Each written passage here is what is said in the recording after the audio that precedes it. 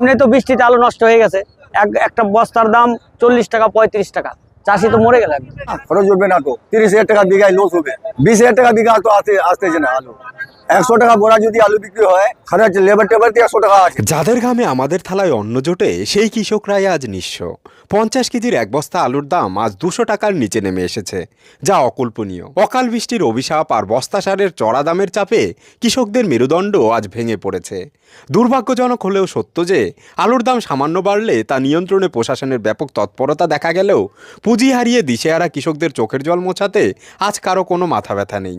এই উদাসীনতা কৃষক সমাজকে তিলে তিলে ধ্বংসের মুখে ঠেলে দিচ্ছে। আলু আজকে 12টা বিক্রি হচ্ছে 400 থেকে 450, আর নিচেরটা বিক্রি হচ্ছে 150 250 টাকা বস্তা বিক্রি হচ্ছে। এই দামে যদি বিক্রি হয় কৃষকদের কি চাষে না না না, কৃষকদের তো মানে লেবার আর তোমার এই বস্তার টাকা হচ্ছে না।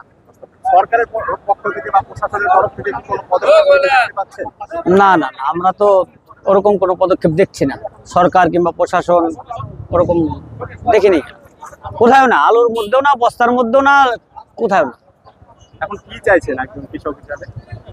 কি চাবো, একটু বাজারটা ভালো হলে ভালো হতো। সরকার যদি কিছু আলু কিনতো, সরকার যেরকম রেট ঘোষণা করছিল 9 টাকা কিনবো, কিন্তু আমাদের এখানে কিচ্ছু দেখিনি কেনার জন্য, কোনো প্রভাবই দেখিনি। এক বস্তা আলু কিনে নেই আমাদের এখানে। চাষি তো মরে গেল, খুবই অবস্থা খারাপ। চাষির কোনো রাস্তাই নাই, চাষি এখন আত্মহত্যা করতেছে, অনেক চাষি ঋণে জর্জরিত হয়ে গেছে, এই তো অবস্থা। দাম কিরকম আছে, বিক্রি হচ্ছে না সমস্যা হচ্ছে? ওইরকম বেশি বিক্রি হয় না, চাষি মরে গেছে। এত দাম যে কম হচ্ছে পিছনে কি কারণ আছে? কারণ বৃষ্টি হয়ে গেল, আলুর আমদানি বেশি হয়ে গেছে, বাইরে আলু যায় না, বাংলাদেশ যাতে নেপাল যায় না, কোনো দেশে যায় না, বাঙালি আলু বাঙালি থাকে। একদিকে বস্তার দাম অনেকটা বেড়ে গেছে, আর এক বস্তার দাম 40 টাকা খালি বস্তা। আর আলু বিক্রি হচ্ছে 150 টাকা 200 যা টাকা। বাস ওইরকম 150 টাকা বস্তা, 180 টাকা বিক্রি হচ্ছে, 200 টাকাও আছে। তো চাষি হিসাবে কি বলবেন?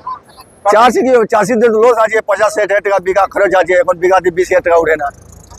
কি করবে চাষি, অনেক খুদকুশি করে। সরকার থেকে যদি সহায়ক মূল্যে আলু কেনা হয় তাহলে আপনাদের সুবিধা হবে। হ্যাঁ, সরকার কিনে যদি নেয় তো চাষিদের জান বেঁচে যাবে, কিছু রাত আসবে।